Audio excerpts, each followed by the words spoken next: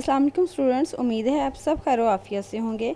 तो बेटा आपने अपनी लेक्चर्स तो बहुत से ले लिए। अब हम आपकी किताब में से करेंगे वर्कशीट। कुछ वर्कशीट आपको सेंड कर दी जाएगी, आपने उसको हल करना है। आपके पास हार्ड फॉर्म में वर्कशीट मौजूद हैं। जैसे आपकी टीचर्स आपको हल करवा रही हैं वैसे आपने इसको हल करना है। तो बेटा आज हम आपकी वर्कशीट हल करेंगे। तो देखते हैं आपकी पहली वर्कशीट रमूज़े औक़ाफ़ की आपकी वर्कशीट है। बेटा रमूज़े औक़ाफ़ का मैं बहुत अच्छी से आपको डिटेल जो है वो बता चुकी हूँ।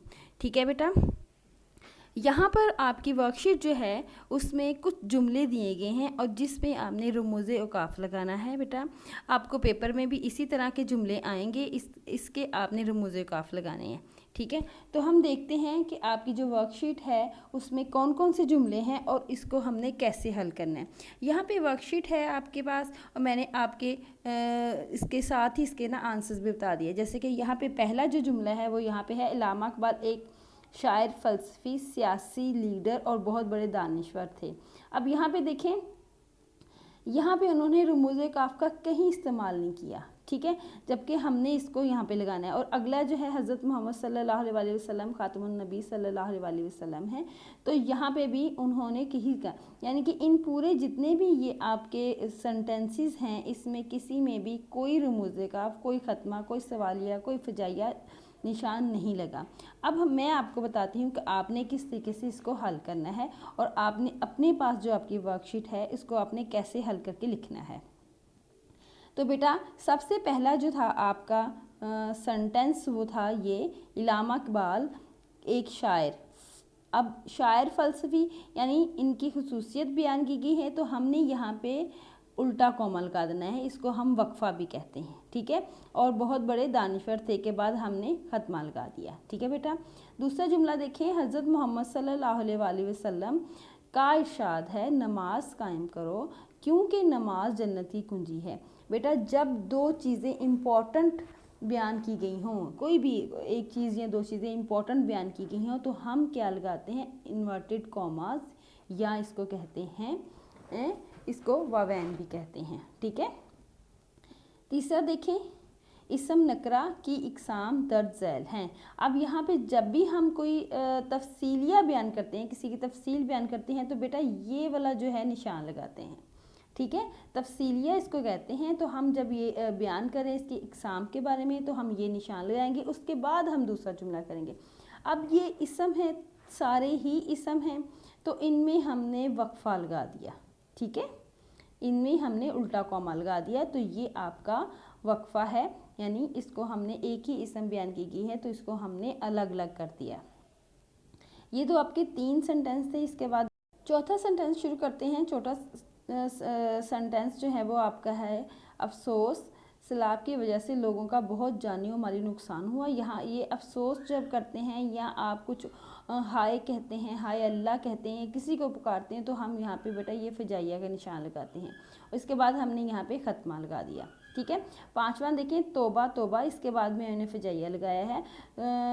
तो आफत का परकाला है, तो इसके बाद ख़त्मा लगा दिया।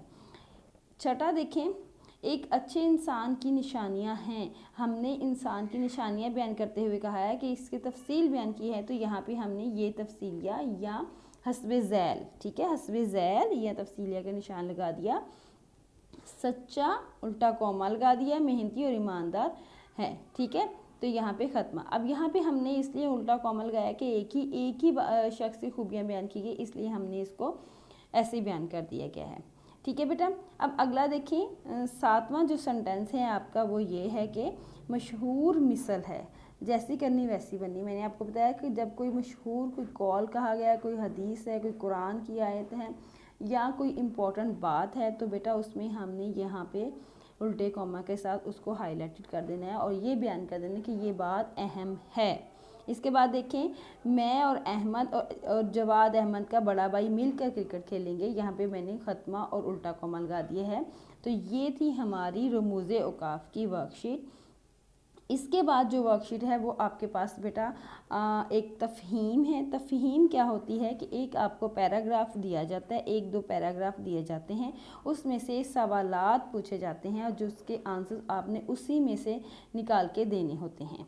ठीक है। अब यहाँ पे एक तफहीम आपके पास हार्ड फॉर्म में होगी, बहुत क्लियर होगी। आपने क्या करना है, इसको 2 से 3 दफ़ा आपने पढ़ना है और फिर जाके आपने इसको इसमें से जो आंसर्स हैं, क्वेश्चंस दिए गए होंगे, वो आपने लिखने हैं अपने पास अपनी वर्कशीट पे। इसकी तफसील से रीडिंग कीजिएगा और उसके बाद इसके आंसर्स के क्वेश्चंस के आंसर्स दीजिएगा। मैंने ही आपको यहाँ पे क्वेश्चंस के आंसर्स बताए हैं। सबसे पहला जो क्वेश्चन है, पहरेदारों ने बादशाह के मुतालिक क्या कहा। दूसरा है, बादशाह ने फ़कीर का इम्तहान क्यों लिया। ठीक है। इसके बाद है आपका कि आपके ख्याल में फ़कीर ने बादशाह के सामने दिखावा क्यों किया, और इसका मरकज़ी ख्याल लिखना है हमने। बादशाह के किरदार की खसूसियात लिखनी है और इस इबारत का उन्वान लिखना है। मैंने इसके आंसर्स आपको बता दिए हैं। आपने एज़ इट इज़ ऐसे आंसर्स भी लिख सकते हैं। इसके अलावा आप अपने से भी आंसर्स इस पैराग्राफ में से ढूंढ कर लिख सकते हैं। तो शुरू करते हैं इसके आंसर्स की तरफ। पहला है, पहरेदारों ने बादशाह के मुतालिक क्या कहा। तो इस जो तफहीम है इसको हम पढ़ेंगे तो हम देखते हैं कि उसमें एक लाइन आती है कि उन्होंने कहा कि ये बगदाद का सबसे ज़हीन, अक्लमंद और दौलतमंद हुक्मरान है। दूसरा सवाल है आपका, बादशाह ने फ़कीर के इम्तहान क्यों लिया, यानी कि उसने, हालांकि वो बादशाह था, कुछ भी कर सकता था, क्यों इम्तहान लिया।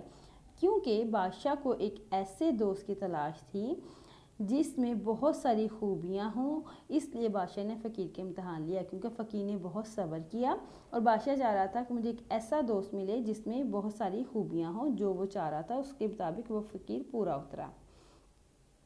अगला देखिए, आपके ख्याल में फ़कीर ने बादशाह के सामने दिखावा क्यों किया। क्योंकि वो फ़कीर था और बादशाह के पास तो ताकत थी।